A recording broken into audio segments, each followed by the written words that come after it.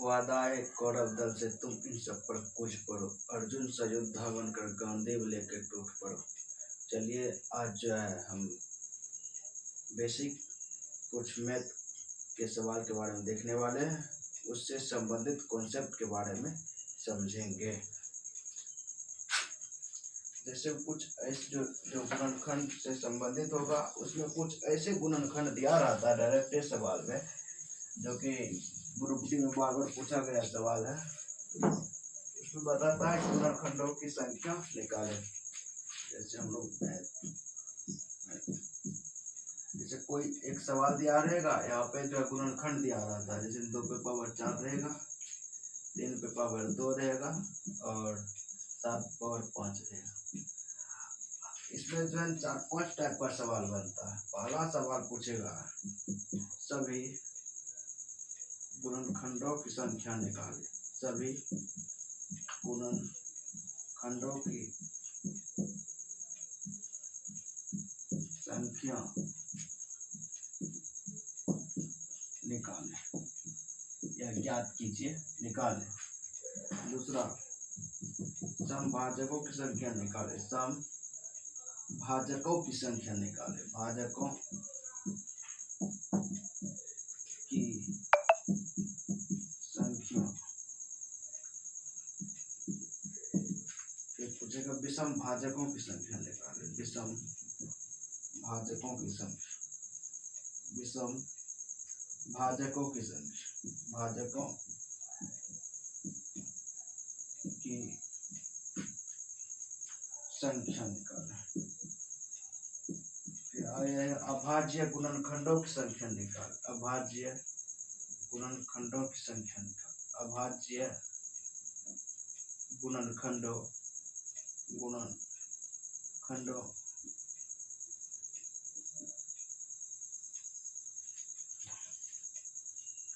अभाज्य गुणनखंडों की संख्या निकालें। संख्या क्या होगा? पांचवा बनेगा अभाज्य भाजकों की संख्या निकालें। अभाज्य भाजकों की संख्या। भाजकों की संख्या। छठा सवाल बनेगा गुणनखंडों का योग। गुणनखंडों का संख्या से संबंधित इतने टाइप का सवाल इसमें से आ सकता है। गुणनखंडों का योग जैसे दिया रहेगा कि सवाल में 2 पे पावर 4 या 3 पे पावर 2, 7 पे पावर 5 ऐसे दिया रहेगा। या तो दिया रहेगा कि जैसे 46 जो है, तो इसी को हमको जो है एलसीएम लेकर के तोड़ना पड़ेगा। गुणनखंड इसका निकालना पड़ेगा ताकि जो इस फॉर्म में आ जाए। फिर जो हम उसको इस टाइप से बना सकते हैं कि जैसे 4600, 800 etc कुछ भी संख्या दे सकता है। यहाँ 2 पे पावर 4 है, 3 पे पावर 2 है और 7 पावर 5 है। कारण सभी गुणनखंडों की संख्या निकालें। तो सभी गुणनखंडों की संख्या में हम क्या करेंगे, जितना इसका पावर है सबको जोड़ देंगे। 4 + 2 + 5, 4 2 6, 6 5 11 हो जाएगा। अब समभाजकों की संख्या हम क्या करेंगे, जो सम होगा उसके पावर को सिर्फ लिखना है। सम के पावर को लिखना है। सम का पावर 2 पे पावर कितना है 4। फिर आगे जो करेंगे, आगे जितना रहेगा सब में 1 जोड़ देंगे। 2 1 कितना हो जाएगा 3 हो जाएगा 3। फिर 5 में 1 जोड़ेंगे कितना होगा 6 होगा 6। फिर गुना करो, 4 × 12 बढ़ा के 72 हो जाएगा। अब वही अगर विषम भाजकों की संख्या पूछते हैं तो सम वाले को नहीं लिखना है, इसको काट देंगे। और इसके बाद जितना रहेगा गुणनखंड, उसमें उसके पावर में 1 जोड़ देंगे। 2 1 हो जाएगा 3, 2 1 3, 5 1 6 हो जाएगा। 6 × 18 हो गया। फिर आगे अभाज्य गुणनखंडों की संख्या निकालें। अभाज्य गुणनखंडों की संख्या निकालें। इसमें क्या करेंगे, जितना पावर है सबको जोड़ देंगे। 4 + 2 + 5 4 2 6 6 5 11। देखिए यहाँ पे जो है थोड़ा मिस्टेक हो गया है। यहाँ पे करना क्या है, इसमें एक जोड़ना है। सभी गुणनखंडों की संख्या जो रहेगा, सभी गुणनखंडों की संख्या अगर पूछेगा, जितना पावर है सब के पावर में एक जोड़ना है। 4 1 कितना हो जाएगा 5, 4 1 5। फिर 2 में भी एक जोड़ेंगे, इसमें भी एक जोड़ेंगे, 4 1 5, 2 1 3, 5 1 6, तो 6 3 18, 18 5 90 हो जाएगा। अगर वही अभाज्य भाजकों की संख्या पूछते हैं तो नीचे जो बेस दिया रहेगा गिनेंगे कितना 1 2 3, आंसर हो जाएगा 3। अगर गुणनखंडों का योग पूछेगा तो जितना दिया रहेगा सबको जोड़ देंगे। जो बेस में दिया है 2 है 3 है और 7 है, सबको जोड़ देंगे। 2 + 3 + 2 3 2 5 7 5 12।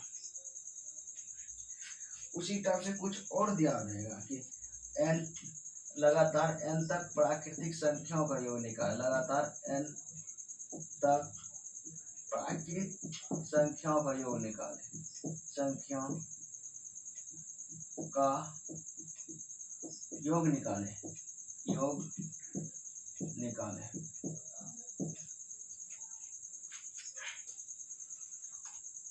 तो इसमें क्या करेंगे, एक फॉर्मूला होता है, डायरेक्ट हम जो उसको उस पर सेट कर देंगे। इसका फॉर्मूला होता है n into n plus 1/2।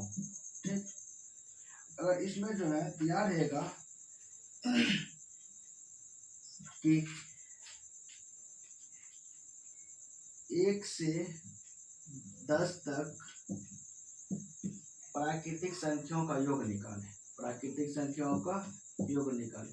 Direct क्या करेंगे, जो दिया रहेगा लास्ट में 1 से 10 तक, लास्ट में क्या है n का मान कितना है 10 है, डायरेक्ट इस पर बैठा देंगे। n का मान 10 है, 10 प्लस n में 1 जोड़ेंगे, 10 1 11 हो जाएगा। 10 + 1/2 कर देंगे। यहाँ जो n का मान लगातार 1 से 10 तक बोल रहा है प्राकृतिक संख्याओं का योग निकाल। यहाँ करेंगे क्या, n बराबर 10 है तो डायरेक्ट फॉर्मूला n की जगह 10 रखेंगे, यहाँ 10 रखे, फिर n की जगह जो है 10 रखेंगे, 10 से 1 11 हो जाएगा।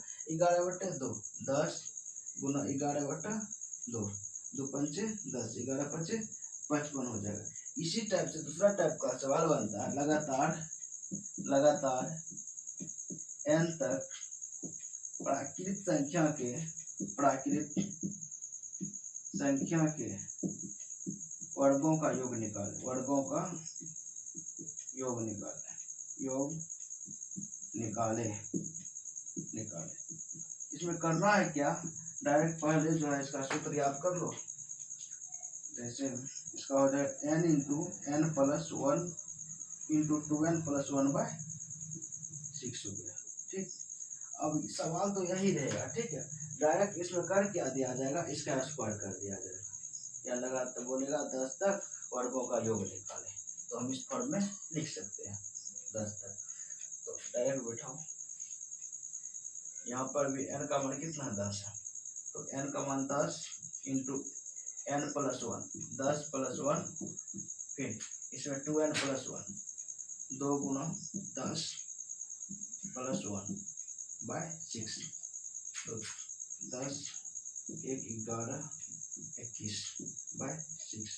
हम लोग डायरेक्ट भी कर सकते थे, यहाँ 10 है तो 10 लिखते, इसको 11 जोड़ते, इसको 2 गुना करके 1 जोड़ देते, बेसिक 21। अब काटो, 2 3 6, 2 पंचे 10, 3 7 21, 11 7 77, 77 गुना 5 करो, 7 5 35, 35 3 38, 385 आंसर हो जाएगा। अब इसी टाइप से जो आगे वर्ग के जगह घन दे देगा, लगातार n तक प्राकृतिक संख्याओं के घनों का योग निकाले, घनों का योग निकाले। तो डायरेक्ट बनाएंगे n into n into n plus 1/2 का होल स्क्वायर, 1/2 का होल स्क्वायर हो जाएगा।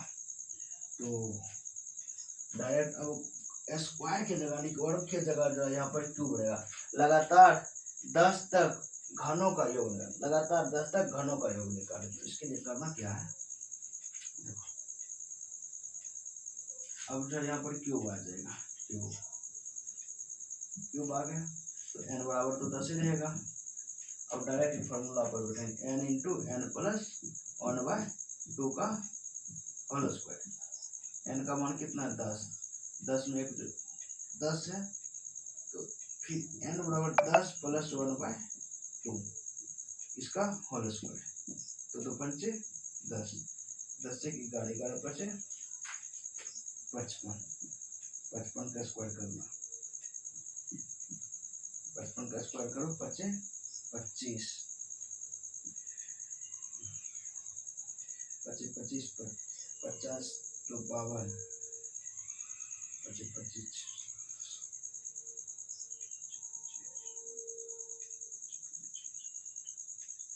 30 25 आंसर हो जाएगा, 30 25 आंसर हो जाएगा। अगर घन का दिया रहेगा डायरेक्ट इस फॉर्मूला को लिखेंगे और इस पर हम लोग जो है अप्लाई कर देंगे, ठीक। वर्ग का दिया रहेगा तो इसे पहले लिखाए थे। अगर यही पूछते आगे चल करके इस संख्या, जैसे हम बोलेगा 2 4 2 4 8 10 तक सम संख्या निकाले। इसके लिए करना क्या, प्रारंभिक अंक और अंतिम अंक को जोड़ देना। प्रारंभिक अंक कितना है 2, लास्ट में कितना 10, इसमें 2 से भाग दे देंगे। और 10 सम होगा तो 10 में 5 सम होगा, 5 विषम होगा, तो यहाँ 5 दे देंगे, 10 2 12, 12/2 हो जाएगा, 5 2 6 12 6 पंचे 30 आंसर हो जाएगा। अगर आप लोग का अगर पसंद आया होगा तो लाइक और सब्सक्राइब जरूर कीजिएगा। और यहाँ से जो प्रत्येक एग्जाम में हर बार सवाल पूछा जा रहा है और पूछा जाएगा, इसको जो पूरा सब एक एक कॉन्सेप्ट सब के बारे में बता दिए हैं। तो लोग करना क्या, इसको एक बार रिविजन कर लेना और इससे संबंधित चैप्टर में जाकर के सवाल बना लेना।